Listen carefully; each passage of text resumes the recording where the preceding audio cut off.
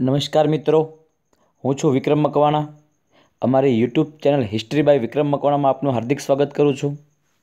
મિત્રો, ખાસ કરીને છેલ્લા 2 દિવસથી કોન્સ્ટેબલના વિદ્યાર્થીઓ એક જ પ્રશ્ન જે પૂછી રહ્યા છે કે સર કોન્સ્ટેબલ મેરિટ કેટલે અટકશે, કોન્સ્ટેબલ મેરિટ કેટલે અટકશે. ઓલ ઓવર મેરિટ જે છે મિત્રો, આ એક સર્વે કરવામાં આવેલો છે અમારા દ્વારા, અમારી ટીમ દ્વારા એક સર્વે થયો છે અને રેન્ડમલી જે સર્વે કરવામાં આવ્યો છે વિદ્યાર્થીઓનો, એના માર્ક એ લોકોએ કેટલા લાવ્યા છે એક્ઝામમાં, એને આધારે અમે એક અંદાજિત આખું એક કટ ઓફ અમે તૈયાર કર્યું છે.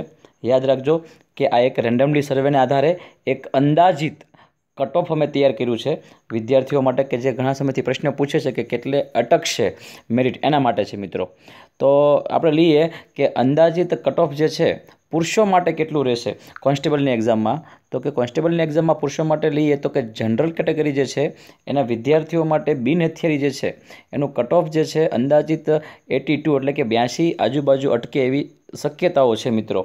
અને મિત્રો, આ આંકડાની જે માયાજાળ જે છે એ તમને સમજાવતા પહેલાં ખાસ કરીને એક સૂચના એ આપવાની છે કે આ જે તમામ જે ફિગર જે તમને બતાવી છે એ ફક્ત ને ફક્ત અંદાજિત આંકડાઓ છે.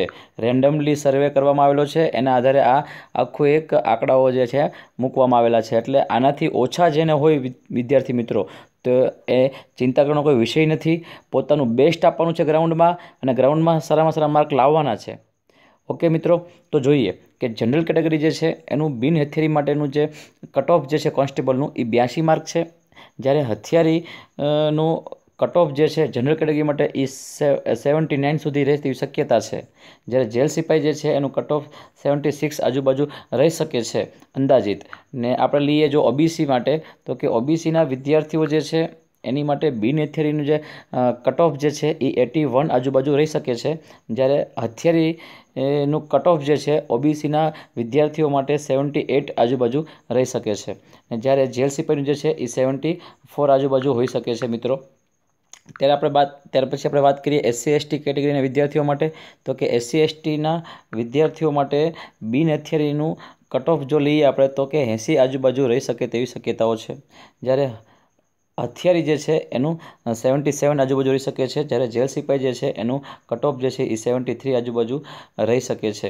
યાદ રાખજો મિત્રો, આ જે તમામ આંકડાઓ જે છે એ રેન્ડમલી સર્વેના આધારે ભેગા કરેલા આંકડાઓ છે. એટલે આનાથી જો કોઈને ઓછા માર્ક હોય તો એનું મોરલ ડાઉન થવું જોઈએ નહીં. આ ફક્ત ને રેન્ડમલી સર્વેને આધારે આંકડાઓ મૂકેલા છે. પોતાએ ગ્રાઉન્ડમાં બેસ્ટ આપવાનું છે અને સારામાં સારા માર્ક લાવવાના છે. ઓકે, આ વાત કરીએ આપણે પુરુષોની, કે ખાસ કરીને જનરલ માટે જે છે એ બિન હથિયારી માટે 82, હથિયારી માટે 79 અને જેલ સિપાઈ માટે 76 આજુબાજુ રહી શકે છે. ઓબીસી માટે આપણે લીધું કે હથિયારી માટે 81, 78 બિન હથિયારી માટે, અને જેલ સિપાઈ માટે 74 આજુબાજુ રહી શકે છે. જ્યારે એસસી એસટી કેટેગરીના વિદ્યાર્થીઓ માટે બિન હથિયારીનું કટ ઓફ જે છે 80, હથિયારીનું કટ ઓફ જે છે 77 અને જેલ સિપાઈનું 73 આજુબાજુ રહી શકે છે. એટલે કે મિત્રો, આ જે ફિગર જે બતાવી છે તમને, જે આંકડાઓ જે બતાવી છે, ખાસ કરીને આ તમામ આંકડાઓ જે છે એની આજુબાજુમાં જ ઓલ ઓવર મેરિટ રહેશે. આ જે મેરિટ જે છે એ ઓલ ઓવર મેરિટ છે મિત્રો. એટલે કે તમારું ફિઝિકલ અને લેખિતનું મેરિટ છે આખું, આ બરાબર છે. આની આજુબાજુમાં આંકડો રહેશે, જેના આધારે તમને ખ્યાલ આવે કે હવે આપણે કેટલી મહેનત કરવાની છે, હવે આપણે કેટલું રનિંગમાં માર્ક કવર કરવાના છે, એનો આનાથી તમને અંદાજ આવી શકશે મિત્રો. આ વાત કરીએ આપણે પુરુષોની. હવે આપણે વાત કરીએ છીએ બહેનોની. ખાસ કરીને તો કે બહેનોમાં આપણે જોઈએ તો કે બહેનો માટેનું આપણે કટ ઓફ લઈએ, જનરલ કેટેગરી બહેનો માટે બિન હથિયારી જે છે એનું કટ ઓફ જે છે એ 71 આજુબાજુ રહી શકે છે. એટલે કે 71 સુધી એનું કટ ઓફ રહી શકે છે. જ્યારે હથિયારીનું એનું કટ ઓફ જે છે એ 67 એટલે કે 67 સુધી રહી શકે છે. જ્યારે જેલ સિપાઈ જે છે એનું કટ ઓફ બહેનો માટે 64 એટલે કે 64ની આજુબાજુ હોઈ શકે છે મિત્રો. ને ત્યારબાદ આપણે વાત કરીએ ઓબીસીની વિદ્યાર્થીઓ માટે, કે ઓબીસીના જે વિદ્યાર્થીઓ જે છે બિન હથિયારીનું એનું કટ ઓફ જે છે એ 70 આજુબાજુ રહી શકે છે.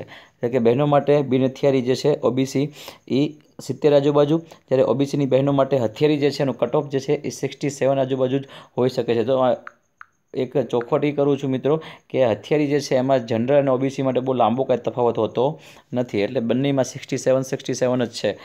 જ્યારે ઓબીસી વિદ્યાર્થીઓ માટે બહેનોમાં જેલ સિપાઈ જે છે એનું કટ ઓફ જે છે એ 60 આજુબાજુ રહી શકે છે. જ્યારે SC ST જે છે એના વિદ્યાર્થીઓ માટે બિન હથિયારી જે છે એનું કટ ઓફ 68, હથિયારી બિન હથિયારી માટે 68 છે, જ્યારે હથિયારી માટે 65 એટલે કે 65 આજુબાજુ રહી શકે છે, અને જેલ સિપાઈ જે છે એની માટે 58 આજુબાજુ બહેનો માટેનું કટ ઓફ રહી શકે છે. આ એક અંદાજિત આંકડાઓ છે મિત્રો. અને બીજી એક વાત કરીએ કે ખાસ કરીને જે મેં વાત કરી ભાઈઓની, બરાબર છે, આ ભાઈઓમાં ખાસ કરીને કોઈ મોરલ ડાઉન કરવાનો કોઈ ઉદ્દેશ છે નહીં. ઉદ્દેશ અમારો એક જ છે કે આ તમામ આંકડાઓ જે છે એની આજુબાજુમાં મેરિટ રહેશે, એટલા માટે તમે તૈયારી જે છે ગ્રાઉન્ડની એ વ્યવસ્થિત કરો, પૂરજોશથી કરો અને ગ્રાઉન્ડમાં પોતાનું ધી બેસ્ટ આપો, જેના કારણે આપણને ગ્રાઉન્ડમાં સારામાં સારા માર્ક મળી રહે અને આપણે સારા માર્કે પાસ થઈ શકીએ.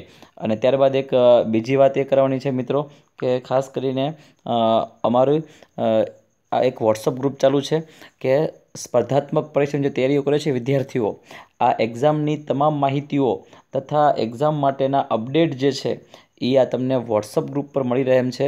એ વોટ્સઅપ ગ્રુપનો નંબર છે 9099095168, કે આવનારી એક્ઝામો જે છે એમાં એનો સિલેબસ કયો છે અથવા આવનારી એક્ઝામ જે છે એ કઈ તારીખે હોઈ શકે છે અંદાજિત, એની માહિતીઓ જે છે તથા એ એક્ઝામ જે છે એના અપડેટ જે છે એ મેળવવા માટે અમારું આ વોટ્સઅપ ગ્રુપ જે છે એ તમે જોઈન્ટ કરી શકો છો મિત્રો, કે જેમાં અમે અવનવર વિડીયો પણ મૂકીએ છીએ, જેમ કે ઇતિહાસના છે, સાયન્સના છે, મેથ્સના છે, રિઝનિંગના, એવા વિડીયો અમે મૂકતા હોઈએ છીએ આ ગ્રુપમાં. અને ખાસ કરીને એ પણ કહેવાનું છે કે આ વોટ્સઅપ ગ્રુપ જે છે ભાઈઓ અને બહેનો માટે અલગ અલગ છે, કે આ વોટ્સઅપ ગ્રુપ જે છે એ ફક્ત ભાઈઓ માટેનું એક અલગ છે અને બહેનો માટેનું પણ વોટ્સઅપ ગ્રુપ અલગ છે, કે જેમાં ફક્ત બહેનો જ છે. ઓકે, એટલે તમે આ વોટ્સઅપ ગ્રુપમાં પણ જોડાઈ શકો છો, કે આવનારી એક્ઝામ જે છે એની માહિતીઓ અને અપડેટ માટેનું એક આ વોટ્સઅપ ગ્રુપ છે. ઓકે મિત્રો, આપણે આજે જે માહિતી લીધી કે ઘણા સમયથી વિદ્યાર્થીઓ પ્રશ્નો કરે છે કે સર એક્ઝામ જે છે કોન્સ્ટેબલનું મેરિટ ક્યાં રહેશે, એના વિશે આપણે આજે ચર્ચા કરેલી છે. ઓકે મિત્રો, થેન્ક યુ, ધન્યવાદ, આભાર, અને તમે બધા એક્ઝામમાં સારા માર્કે પાસ થાવ એવી શુભેચ્છા. All the best. Thank you મિત્રો, આભાર.